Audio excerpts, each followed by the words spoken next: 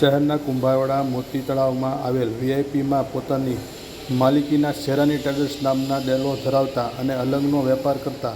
યકીનભાઈ યાકુબભાઈ કરોડી ઓફિસમાં બેઠા હતા ત્યારે જુબેર ઉર્ફે પપ્પુ પઠાણ નામના ઈસમ દ્વારા યકીનભાઈને જાનથી મારી નાખવાની ધમકી આપી પૈસાની માંગણી કરનાર જુબેર ઉર્ફે પપ્પુ નામના શખ્સને ગણતરીની કલાકમાં ઝડપી લેતી બોતળાવ પોલીસ